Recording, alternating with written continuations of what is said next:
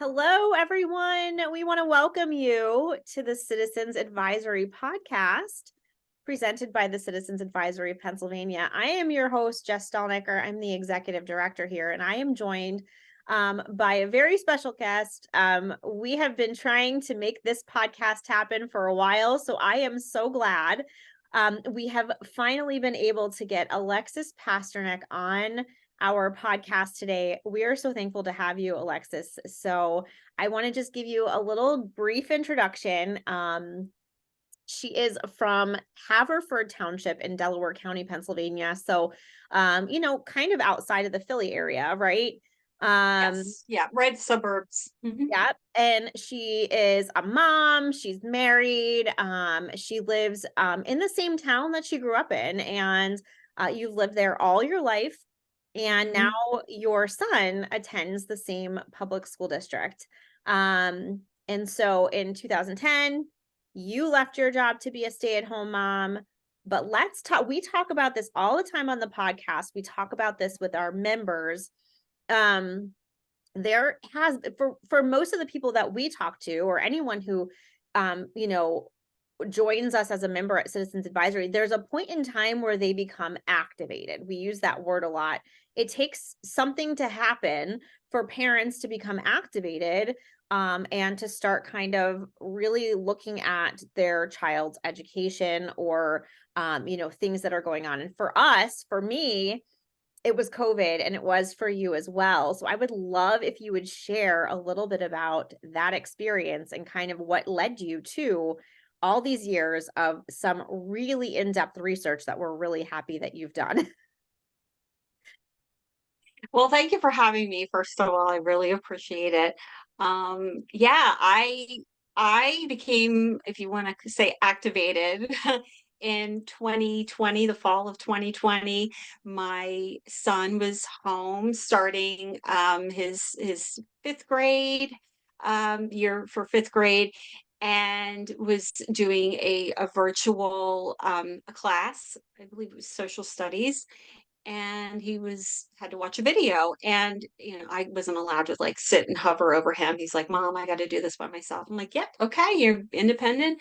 And at one point, he I was in a different room, and he came into that room, and he just sort of had this look on his face of despair. He's like, I was just watching this video, and it was just, I don't understand what I was watching, and it was upsetting. And then he did get upset, but he calmed himself down, and I thought, "What is going on?" And I went into the room, and I started to watch the video, and it turns out it was if people don't know about it, this Brain Pop, which is a education platform used across the country. And they have this, well, I don't know if they still have it. I think they do. It was a, a BLM protest video. And Brain Pop, it's in cartoons, it's colorful, it makes it more, probably kids, they want to watch something that's colorful and bright, and it's easier for them maybe to pay attention. And but the message, it, like I said, it was a BLM protest video. It wasn't telling the kids to protest. It was just sort of talking about BLM and what had occurred over the past summer, and even before then. And it just sort of, and if I remember correctly, it talked, did mention like murder. And it just really resonated with my son, but not in a good way. He got very upset, and he just said, "Mom, it didn't feel right. It didn't feel like school."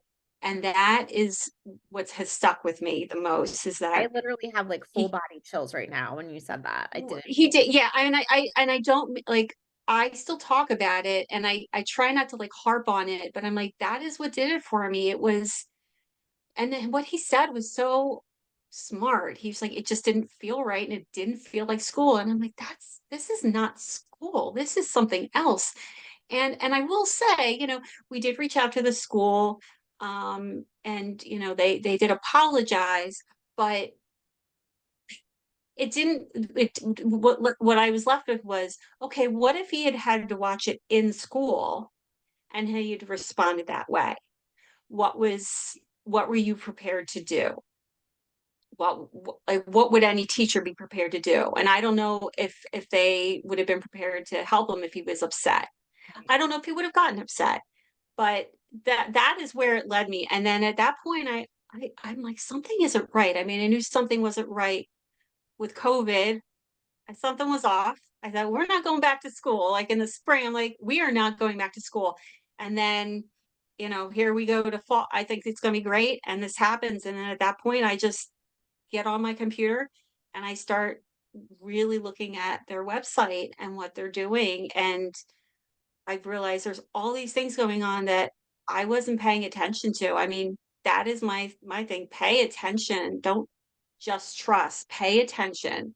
And I yeah, it just sort of led me down this road. So it's been the past 3 years of just researching and connecting with people who are like, okay, I thought it was just me, or okay, I'm not reading into that. That actually is what's going on. So it's yeah, so sort of accidental activist. I don't even like that word anymore, but that's sort of where I'm at. I'm trying to educate myself, and I'm definitely in a different place than I was 3 years ago. This is never where I thought I would be. Of course. Yeah. I mean, it sounds like you went literally 0 to 60 and just like started Yes. looking into all the things that are happening in education, not just at your school district, but even in Pennsylvania, in the Yeah. Oh yeah. United States. And what we're going to talk about today is even globally. Um, Mhm. so one of the things that I think a lot of parents have questions about is like, all right, if all of this stuff is being pushed into schools, and when we talk about all of this stuff, we'll explain what we're talking about in a minute here, but where is it coming from? And I hear people saying all the time, from the top, right? So, well, I mean, what does that mean? Does it mean it's coming from the state government? Does it mean it's coming from the federal government? Does it mean it's like, so we want to kind of break that down a little bit today and just tell you that, not only is it coming from the state and from the federal government, but it's also coming from the United Nations and UNESCO. So we'll talk about what that is, but basically our federal government has adopted the United Nations Educational, Scientific, and Cultural Organization's 17 Sustainable Development Goals. And so what we are seeing is really the trickle down effect of the federal government adopting that and then the state government adopting it. And it's basically affecting the Pennsylvania Department of Education and all of these local school districts in their mission statements, in their goals, and in their, strategic plans. And so what we see as parents, something like that, which we don't think feels like school, like your son said, is coming from really the top. And it's like the top, which is the United Nations, and it's a global agenda. So that's what we're going to talk about today. And I'm really excited because you have some really awesome information to share. It's a lot. So, can you just kind of give us like a brief overview of what the SDGs are? Like, what is this and what does it mean for us as like just citizens of Pennsylvania whose kids go to public school? Okay, so the United Nations Sustainability Goals are these 17 goals that have basically been what the United Nations has decided that these are all of the things that we as a society globally need to work on. We need to eradicate poverty, clean water, the climate change, education, um, gender equality. It's basically the whole kit and caboodle of everything. We have to fix all these things to create a utopia, Mhm. and it's about getting all the countries in line with that.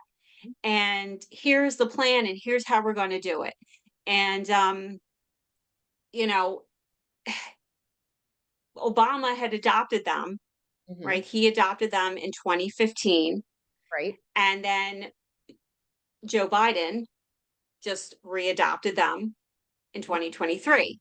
Mhm. And you are starting to see it trickle down into the states and locally. Right. And like I said, you'll see it in the local education and what they're teaching and how they're teaching it. Yeah. So the one that we're really going to focus on today, and I think that everybody just based on the overview of this, and we are going to leave a ton of links in the description to this podcast so that you could go ahead and you can look at those 17 SDGs and you can go ahead and kind of expand your own knowledge, because we literally do not have time to talk about all, we could be here all day talking about this stuff, but you gave a really nice little overview. And I think you said some buzzwords that people who are listening to this podcast, our audience in particular, probably are like, ooh, like, like the gender equality and the equity and the climate change and the sustainability and all of those things, so this is kind of that progressive movement coming down literally from the top. So we want to focus a little bit on education, and what it means for our kids. So, you tell me if you want me to pull up do you want me to pull up the SDG for education? I think that would be perfect because I Okay. think that is something everyone needs to see. So this will just be the one SDG 4, which has to do with education. And For those yes, and for those people that are not watching on YouTube, because we do have our podcast on other platforms, that are just listen only. Maybe we can just give like a brief overview of this sustainable development goal 4, which is education. And then everyone else, if you're watching, you can actually read these for yourself and you can see, and we will pop the link to this also mhm. into the description. But Alexis, just kind of give us the big picture here. Okay, so what this is just I'll just kind of go over what's here right in front of me. So you have a Sustainable Development Goal 4, which is about education, and there within that goal there are 10 different targets, which encompass many different aspects of education, and there are seven. Let's see, it has 10 targets, but there's seven 7 out. specifically that Yep. you really seven outcome targets, right? So the first one is universal primary and secondary education. Okay, there's the equity, um, quality education. Um, and this is all by 2030, mind you. Within all of these targets, they want all these things done by 2030. So we're talking about 6 years away. That's why it's called Agenda 2030. Mhm. So, and then the next one is early childhood development and universal pre-primary education. Okay, so they want everyone to be able to have free preschool, and that's a big movement. I know we're starting to see that here more in the U.S. as well. Um, the third one is equal access to technical, vocational, and higher education. Again, equal access for all women and men to affordable and quality technical, vocational, and tertiary education, including university. So they want you to be able to go off, whether it's, vo-tech or off to college. Fourth one is relevant skills for decent work. So there you have sustainability, increase the number of youth and adults who have relevant skills, I'm which also I'm includes the always tech. I'm sorry. I just keep seeing the word relevant. Relevant, I yes, think is right. also, because even with CRSE, right, there's culturally relevant, Yeah. right? Yes, So yes, yes, it's like, exactly, right, yeah, so it's but like it's this who decides adoption. what's relevant, though? Exactly. It's again, who decides what's relevant? Mhm. The fifth one, gender equality and inclusion. Well, we kind of know what's going on right now with gender, right? People are saying boys can be girls, girls can be boys. Mhm. What does that mean? Um, the sixth one, excuse me, is universal youth literacy. Of course, we want everyone to be able to Read. Yeah. read and do math. That's great.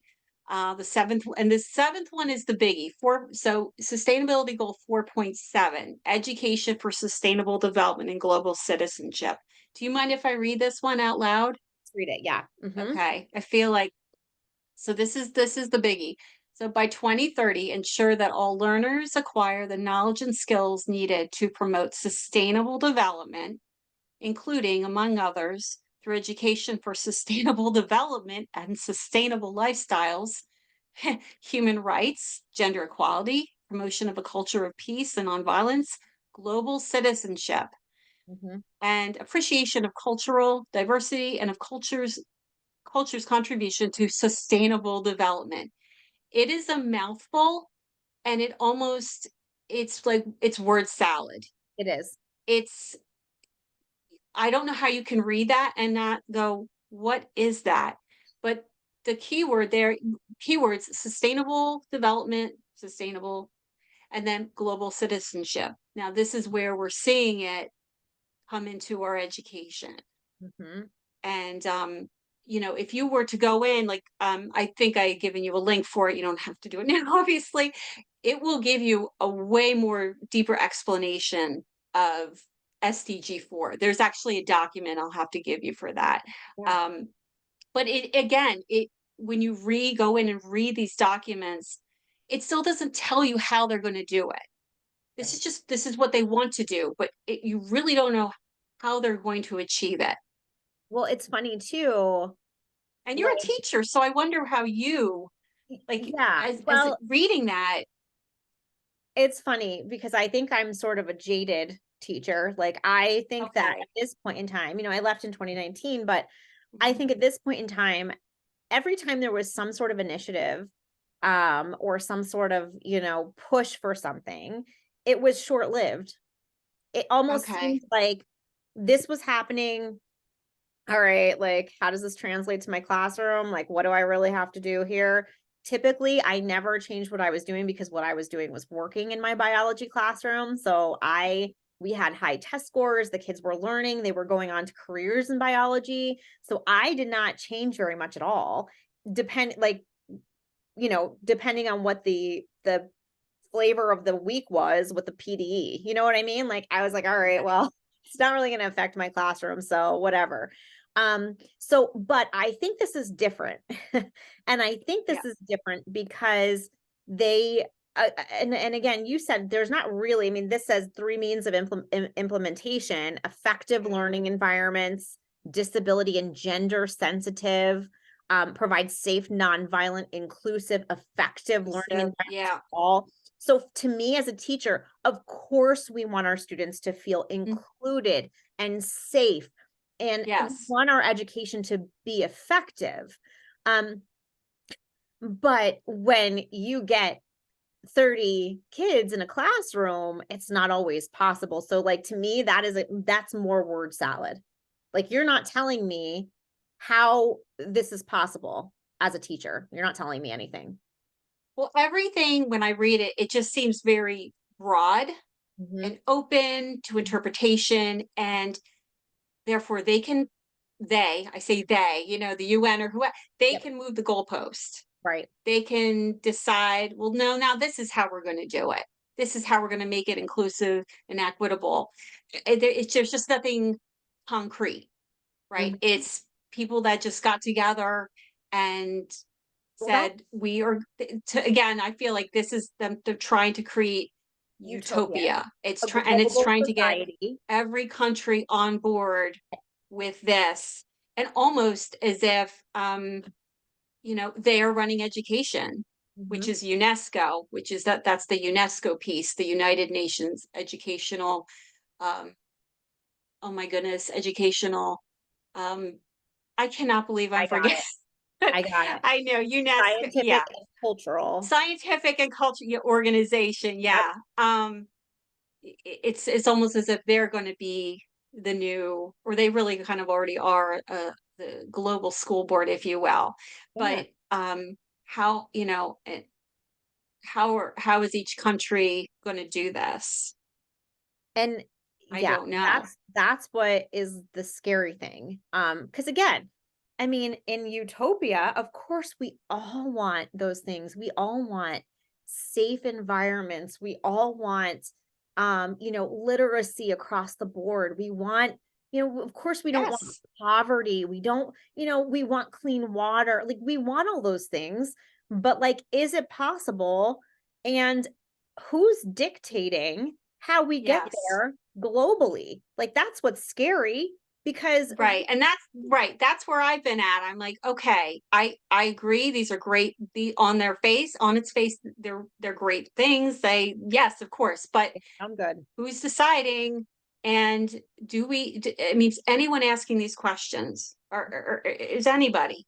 Um, because I feel like once we've already started to cater to them, how do you walk that back? Hmm. How Yeah. do you walk that back? I don't know. I, And again, people, you'll be accused of, oh, well, you just don't want a clean environment. You don't want that. No, that's all straw man. It's no, you're not. The bigger question is who's deciding, how are we going to get there? What's it going to take to get there? Um, and I don't think people have thought that through. I never did. I never did. I had really no idea about this. I well, can't remember how I mean, I definitely feel like there's a lot of like pointing to this like diversity, equity, and inclusion and social yeah. emotional learning and mental health in schools and all these like we're moving in that direction. We all know we're moving in that direction. But I also think that in the recent times, and I just want to bring this up because the University of the University of Pennsylvania, right? UPenn is a Yes. big one in the Pennsylvania state schools in implementing a lot of these things.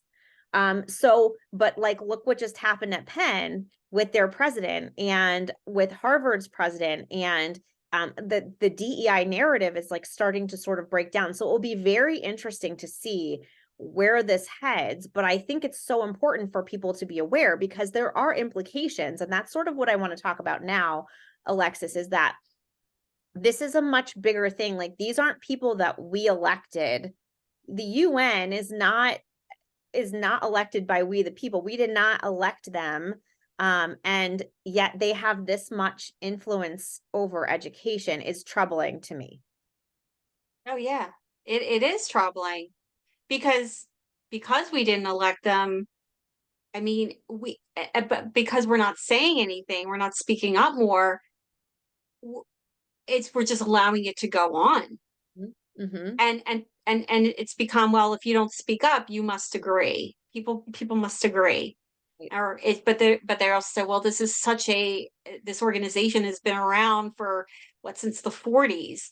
I mean, Mm-hmm. how do we fight this? But people have to just start saying no. No, Yeah. I didn't elect you. You don't get to decide for me how I'm going to live my life, or how my child's going to be educated, or what Right. he has to value, or Right. and my child's not here to be an activist, for the UN, Mm-hmm. for the climate change, for all these, to be a global citizen, if you will, that whole aspect of it. Right. Um, yeah.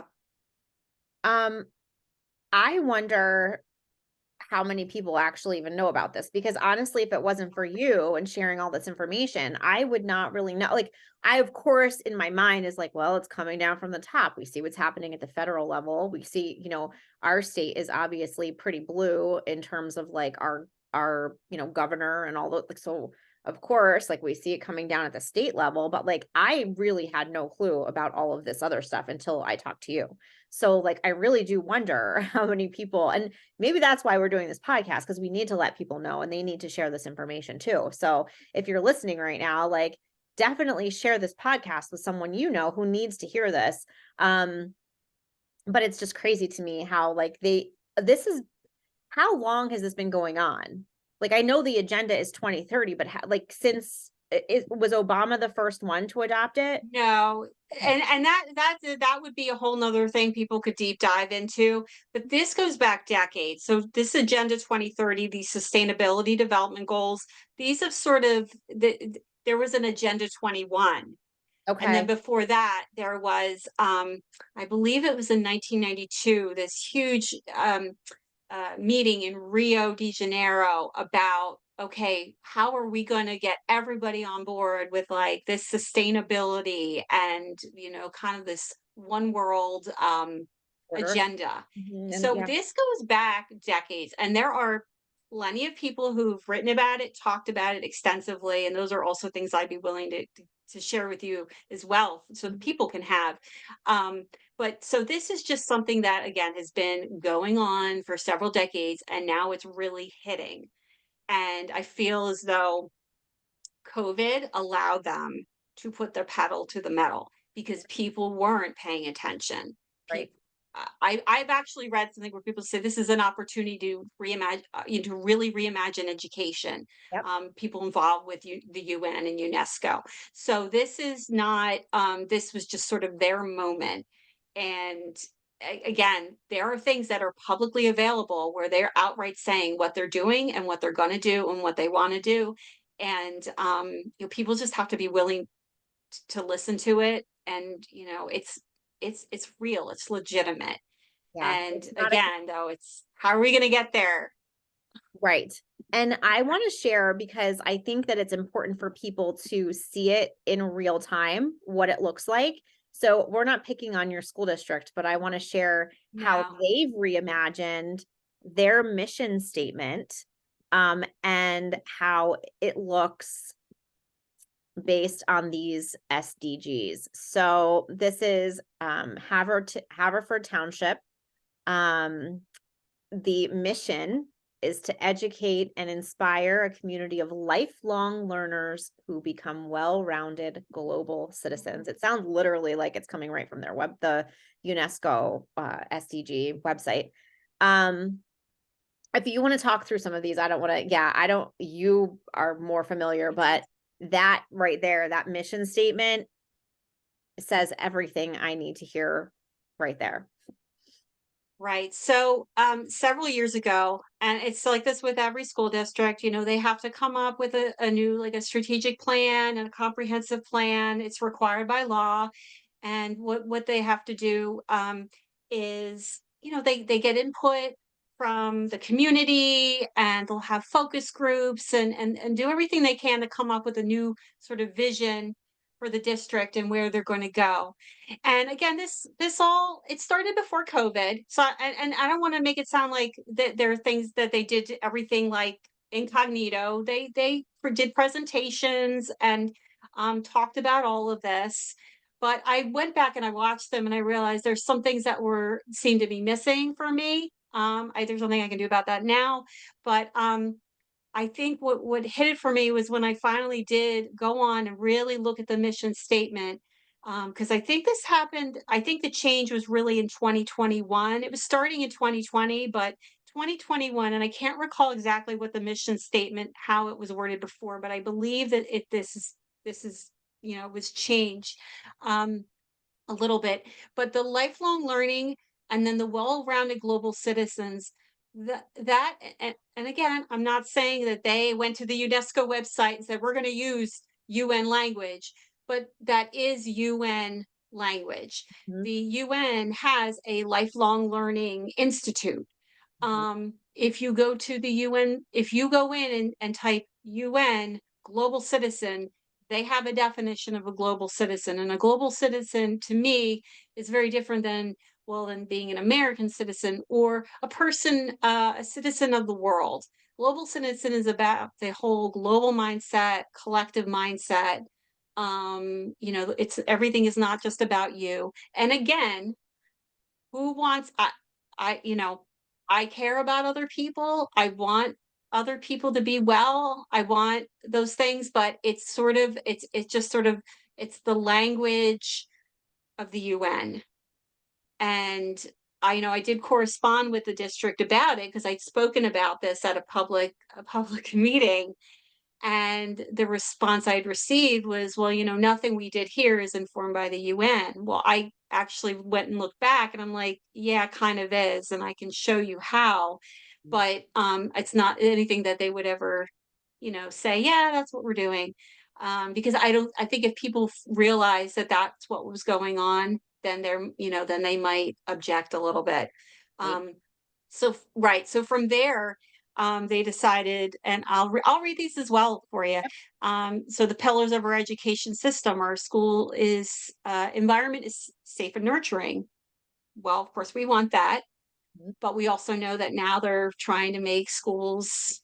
There's this whole safety agenda, which my understanding of safety has always really been not so much mental, right? Trying to shield people from ideas, but physical safety. But that's one aspect where schools are changing. Excellence in education is shared responsibility in partnership with all district and community members. I would argue that that's really not happening because there's parents like me who speak up, and we don't feel like we're heard. And I kind of jokingly call myself an irrelevant stakeholder because I'm a stakeholder, but I'm not relevant to what they want to do. Right. And then there's whole child development. That is another big one. That's where that what I mentioned to you earlier, that agenda to merge health and with education. Health Okay. So education. that's a red flag. And then let's see. And then the next one is, supports conditions exist whereby all students have opportunities to grow and excel in the areas of academic, technical, and career, and social and emotional development. So the social and emotional development, we all know where, if people are paying attention, that's the latest, I guess if you want to call it a trend, that's Yep. the big push. And that is something the UN is also pushing. They want to use social emotional learning to get the kids to push the sustainability development goals. Right. One of the There, things really quick, I don't yeah, want I'm to sorry interrupt, if but I I'm. don't want to lose this thought because the thing that Yeah. really kind of, and I wrote it down, I stopped to write it down so I didn't forget. When I read Lifelong Learners, I started to think about, okay, well, we all want to be lifelong learners. We all want to be learning and growing as we go through our lives, of course, right? But what I started to think about was like, but who's controlling the information? Right. And Yeah. like Yeah. we see even on, because where are kids, like how do people now, how do they learn for a lifetime? A lot of it is on social media. A Mhm. lot of it is doing their own research like you do it.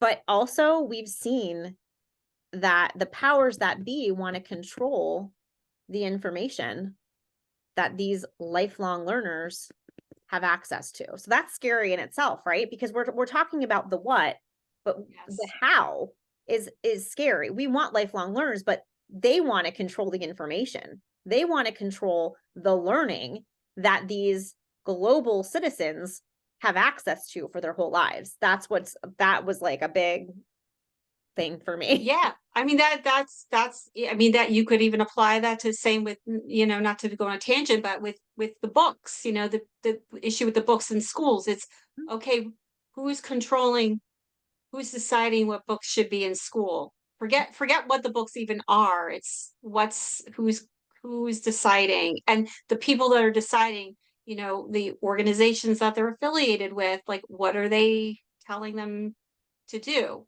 Right. Because they have, yeah, it's really, how's it getting filtered? Hmm.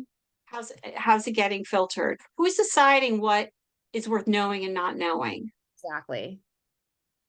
We were on our decision-making process is Yeah. student-centered and student voice is valued. Okay, that's Which great. is good, but that sort of kind of leans into, like, they talk about action civics. Okay, kids not just being involved, but being activists. Uh-huh.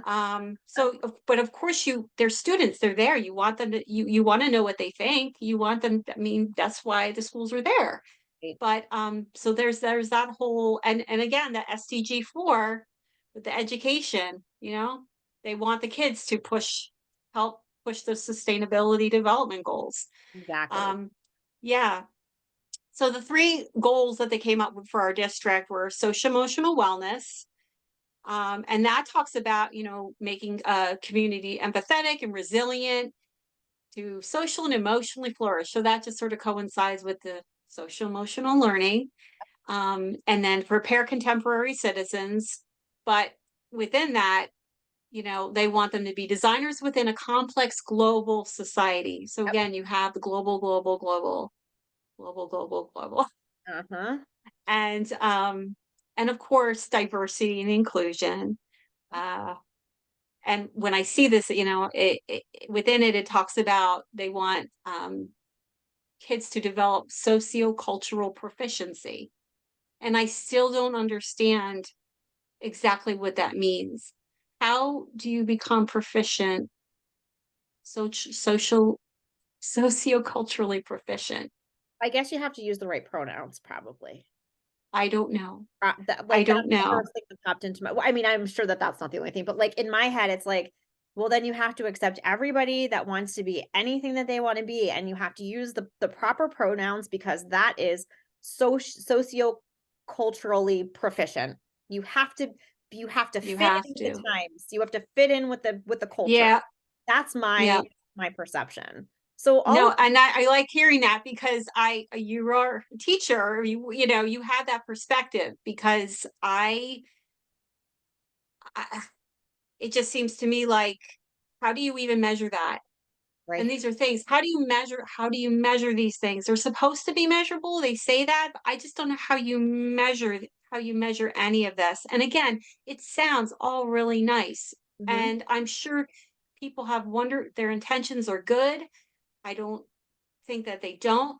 But when you start to peel back the layer of the onion and you see where some of this is coming from, where it's rooted in, Yep. you question, um, okay, but what's this going to look like 5, 10 years from now?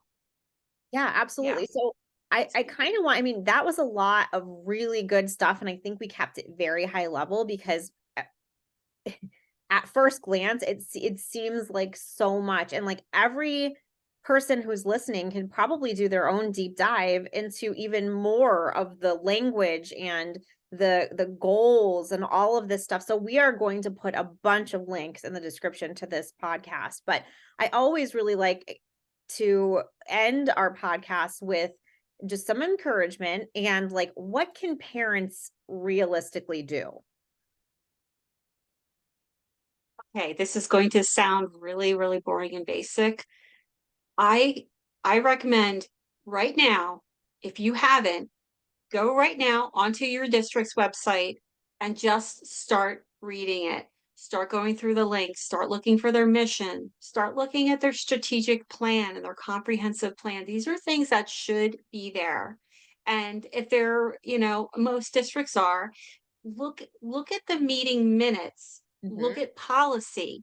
I mean, this is all it's very boring, but it's so necessary because I can tell you there are things that have transpired where I'm like, that's going to go missing.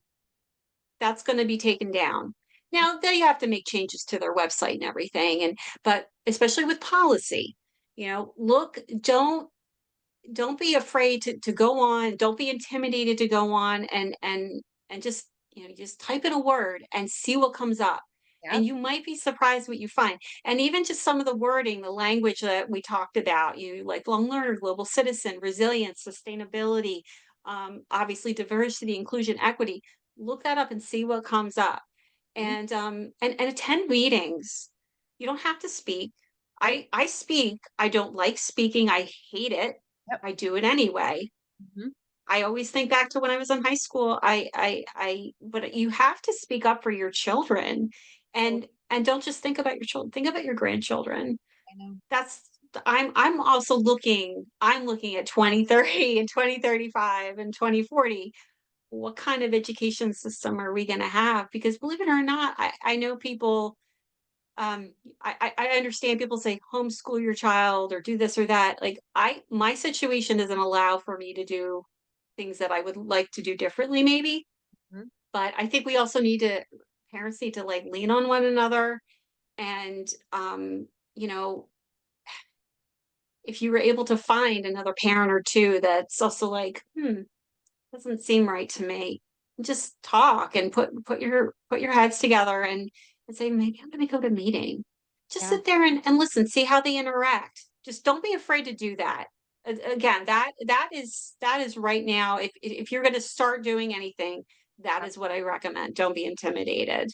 I love that. And They're your kids. And that's it's the most important thing. And honestly, I think that that's what I mean, that's why Citizens Advisory exists. We literally exist out of paying attention and banding parents together and asking questions and all of those things. That's really where we started. And so it just couldn't be more, relevant that you, and I hate that word now, right? Relevant. But but that's the best advice. And so I just want to thank you for all of your hard work, all of your research over the years. And we will have you on here again because you got a lot more to talk about. We I could do. probably I talk feel for as though I days. did. I don't know if I did anything justice. It really is. I think once you drop the links, Yes. then people can really see for themselves, because that's something that's very hard to cover in In a this amount small, of time. They just, yeah, absolutely. Yeah. yeah. So thank you again, Alexis, for being Thank here. you so much. I appreciate the chance. You can find us on our website, citizensadvisorypa.com, on Facebook and Twitter, Citizens Advisory of Pennsylvania. And please do not forget to like, subscribe, and share this podcast. We can only get the word out in certain ways. We are definitely shadow banned on Facebook. We definitely don't have a big following on Twitter. But we record these podcasts with the hope and the faith that they're going to get into the right hands. And so we just appreciate you being willing to sit down with us today. And we wish Thank everyone you. a great day and a great year. Thanks, Alexis.